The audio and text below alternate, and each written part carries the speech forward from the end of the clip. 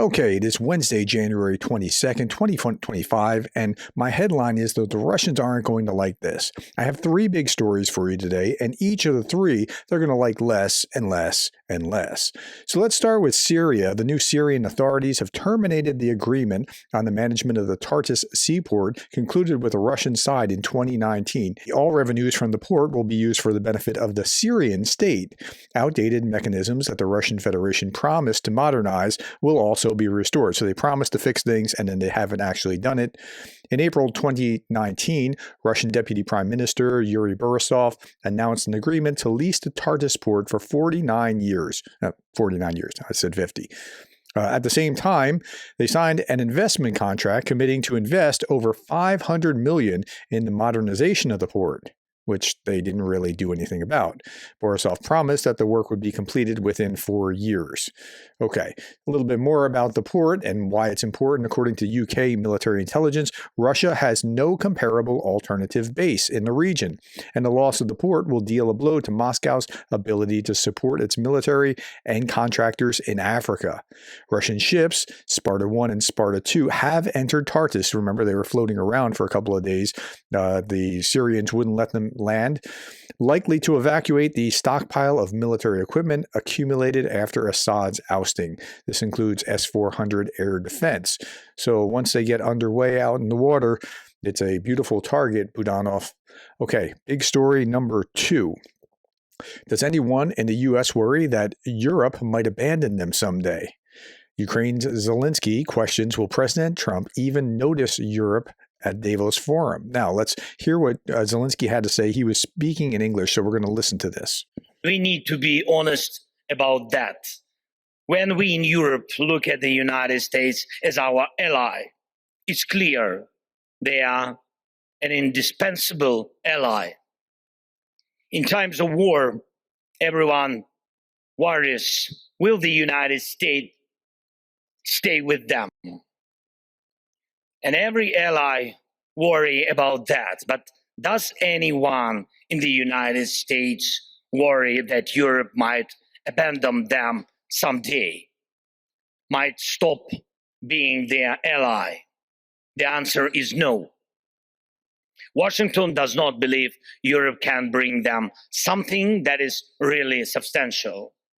And I remember last year's Asia Security Summit in Singapore, the Shangri-La dialogue, and their representatives of the United States delegation openly said their top security priority is the Indo-Pacific region. The second is the Middle East and the Gulf. And only the third is Europe. And that was under the previous administration. And will President Trump even notice Europe? Does he see NATO as necessary? And will he respect EU institutions? Ladies and gentlemen, Europe can't afford to be second or third in line for its allies. Right now, it's not clear whether Europe will even have a seat at the table when the war against our country ends. And we see how much influence China has on Russia. And we are deeply grateful to Europe for all the support it's given our country during this war. But will President Trump listen to Europe? Or will he negotiate with Russia and China without Europe? So it's a really good question about, how valuable is Europe from the U.S.'s perspective? And I was just watching on Fox News before this. I had that on in the background. I'm listening to Mike Pompeo talking about, like, if Europe really meaningfully steps up, there's a possibility, all kinds of doors open to NATO involvement or whatever else. But Europe really has to step up into it. And I'll talk about that in a minute. I know if you're from Europe, don't be offended. I'm just trying to explain what he said. And then I'll show you, like, the dollars and figures and things along those lines. Echoing what Zelensky just said, U.S. President Trump is right when it comes to Europe's responsibility to significantly boost its own defense spending, said the Polish Prime Minister Tusk on Wednesday in the European Parliament. If Europe is to survive, it needs to be armed. That's right. The Poles know this. They're right on the border as well. Zelensky said that under the Istanbul agreements, Russia attempted to replace him with Medvedchuk and demanded recognition of the entire Donbass as Russian territory, granting Russia official language status, enshrining Ukraine's neutrality in its constitution, reducing the Ukrainian army to 50,000 troops. 50,000, that's like nothing. Okay, and destroying or handing over all weapons within 20 kilometers of the then front line. Yeah, so that's what was in the Istanbul Agreement. Oh, they had an agreement and then they pulled out. No, they didn't have the agreement. They were working on things, but that's what Russia wanted in that agreement. Ukraine will not accept compromise, recognizing occupied territories as part of Russia. President Zelensky has firmly stated that Ukraine will not agree to any compromise that involves recognizing its occupied territories as part of the Russian Federation, even under pressure from its allies. We do not legally recognize them. For us, they will always remain occupied territories until we return there. Now, Ukraine, now one of the deal kind of plans would be to have Western peacekeepers there. And so they're talking about maybe 200,000 peacekeepers in Ukraine to solidify some kind of peace deal.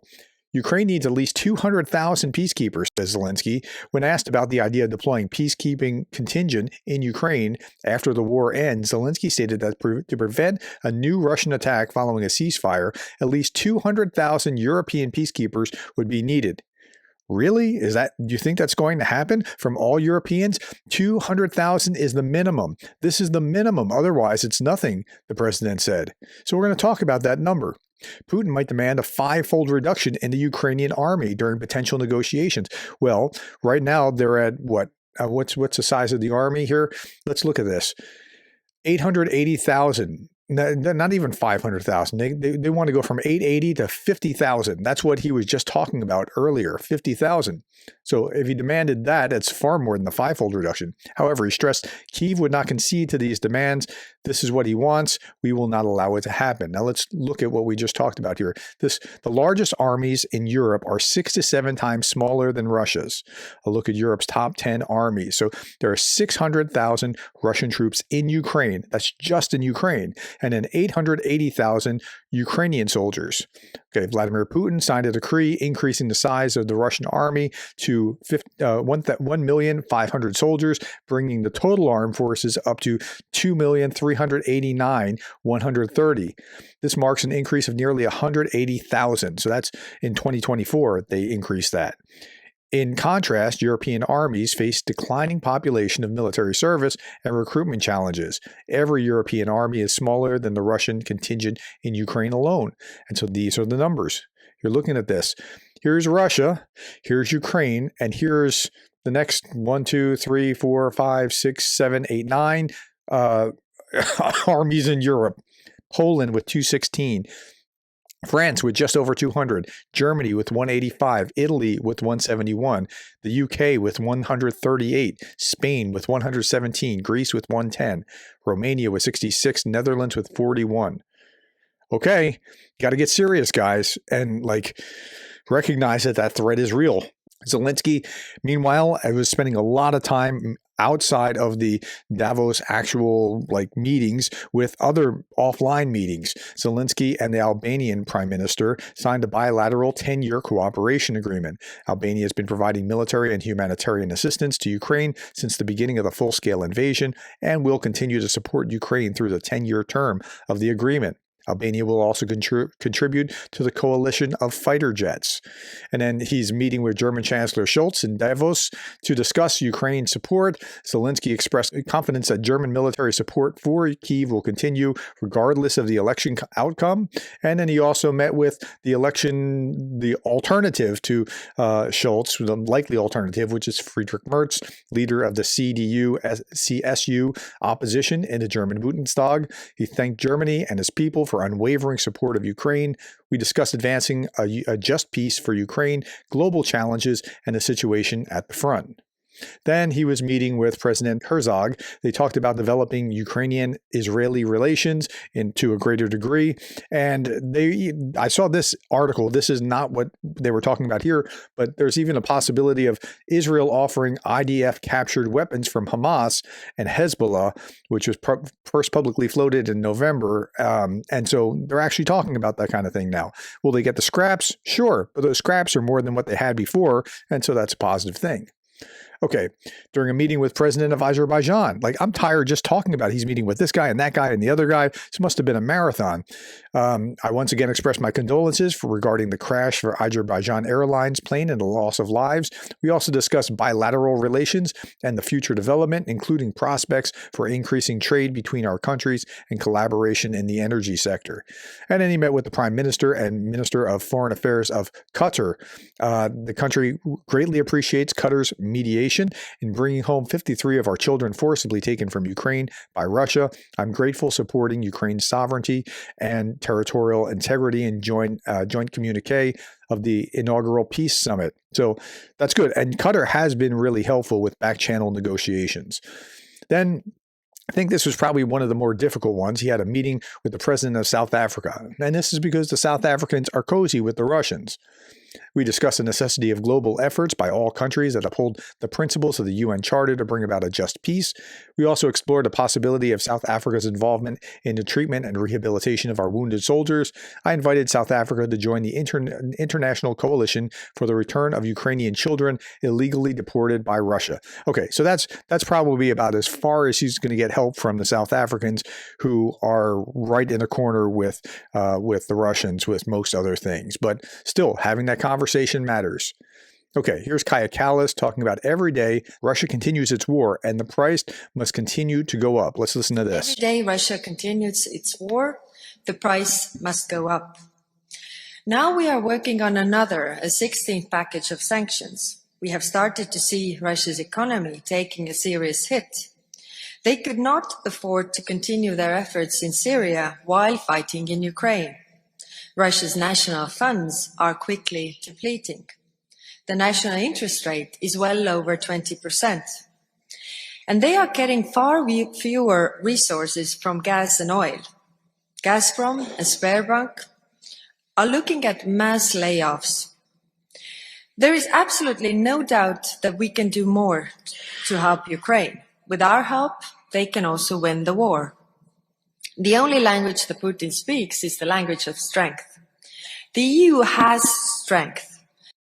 Okay, yeah, that's the only language that Putin speaks is the language of strength. So, and again, it's going to cost more and more as time goes on. Okay.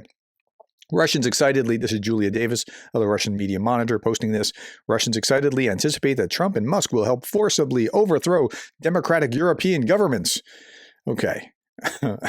Host Olga Savgivka was overjoyed that Russian correspondent Ekaterina Moore was invited to Trump's inauguration, but Zelensky was not. Pundits shared their optimistic takes about what Trump's presidency will mean for Russia. But this is a little maybe overly optimistic. Here's what Trump just posted. I'm not looking to this is on Truth Social. I'm not looking to hurt Russia. I love the Russian people. I have always had a very good relationship with President Putin. And despite the radical left's Russia hoax, and again, this is part of what Trump sees as this is part of his framework when he thinks about Russia. It's that the Democrats on the left in the United States have made Russia a foil, and Russia's not that bad. So he's you got to clear that from his eyes. We must never forget that Russia helped us win the Second World War, losing almost 60 million lives in the process. All of that being said, I'm going to do Russia, whose economy is failing, and President Putin a very big favor. Settle now and stop this ridiculous war. Listen to that language, telling them settle now and stop the war. It's only going to get worse. He sounds like Kaja Kallas. If we don't make a deal, and soon, I have no other choice but to put high levels of taxes, tariffs, and sanctions on anything being sold by Russia to the United States and various other participating countries. Let's get this war, which never would have started if I were president, over with. We can do it the easy way or the hard way, and the easy way is always better. It should be time to make a deal. No more lives should be lost. Okay, those are some strong words. Let's hear what he has to say here. He's being asked a question. Vladimir Putin doesn't come to the table to negotiate with you. Will you put additional sanctions on Russia? Sounds likely. Vladimir Putin. So if Vladimir Putin doesn't come to the table, will you put additional sanctions on him? Yeah, sounds likely. Okay, so he's signaling that he's going to be doing this to Putin too. It's not just a one-sided thing. Okay, Anton Gerashenko posted this. Anxious comments regarding Trump's actions are now reign among Russia's Z correspondents on Telegram. Quote, I really don't like the fact that Trump is showing himself as the master of planet Earth. On the territory of the Russian Federation, we did not elect him. We have our own leader. Let Ukraine obey and carry out Trump's lie-down command with a snap. And that's what we're fighting for our right to live by our own decisions. What a blanking master. I will impose even stricter sanctions on Russia. I don't like his boorish arrogance. It's not the manners of a strong man. It's the manners of a blank who hasn't gotten slapped in a long time. We'll see how things work out from now on. Not to call order is to give an excuse to declare the Northern Sea Route American or Siberia. Okay. They're not liking that. So it's really interesting to watch. They were, before the election, very optimistic, and now they're not so optimistic when they're hearing his actual words. And somebody asked me in the comments the other day, do I go out of my way to find things that make Trump look good? No, I probably digest different media than you do. Now, if you're on the left and you're hearing me, you're seeing media that you probably don't see unless you go out of your way to see. If you're on the right and you're seeing me, you see some of that, but you also see a little from the left side perspective that you wouldn't see as well. Not as much. You're probably getting more of a different nuance if you're from the left, if you're ideologically on the left and then you're listening to me, than if you're ideologically on the right. U.S. President Donald Trump could wield both a carrot and a stick to cut a deal with Moscow over the war in Ukraine. Now, I want to show you this. This article is important for this reason. Now, Zelensky said that he doesn't want to lose the United States as a partner, but he'll carry on even if he needs to without him. But I know people make a big deal about how, as a percentage of their GDP, the U.S. isn't on the top of that list, but as a percent, as a total amount of dollars, the U.S. is given a lot, right? And so if you lose this, then who's picking up the slack? It's Europe. So they have a lot of slack to have to pick up if the U.S. is out of the picture. I don't think that it's going to go that way, but that's why the U.S. involvement is so important. Okay, according to the Wall Street Journal, Special Representative for Ukraine and Russia, Keith Kellogg, who was tasked by President Trump with ending the war in 100 days, will find it very difficult to work out a peace agreement. I think that's very fair, as he lacks diplomatic experience and has never had a single influence on policy and will not go against Trump ideas. Well, maybe he won't go against Trump's ideas, but this idea that he hasn't had any diplomatic experience or never significant influence on policy is a little absurd. This is General Kellogg. He was a 3-star here at this point. And what was his last job before now? He was a national security advisor to Vice President of the United States. So he was what Jake Sullivan was in the Obama administration. Sullivan was Biden's national security advisor, and then he moved up with Biden to become the national security advisor. So he's known and trusted by Trump. So then he was also the executive secretary and chief of staff of the United States National Security Council. And before that, he was temporarily United States National Security Advisor between Michael Flynn, which was very short-lived, and H.R. McMaster. Okay, so he's not a slouch. He's got some expertise. Kellogg will advise the president on negotiations, but it's unclear whether Trump needs a lot of advice. Okay, maybe Trump has his own ideas about it.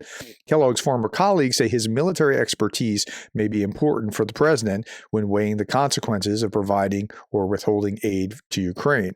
Okay, and I think that's going to be absolutely fair as well. So with all that being said, I wanted to show you this because it just snowed, by the way, for the second time in the 13 years that I've lived here. I live in the American South, and we don't see a lot of snow. And I was talking to someone at the pharmacy this morning because I had to go out in it because it just had to get all my kids are sick, and I have bronchitis, so it's a good time.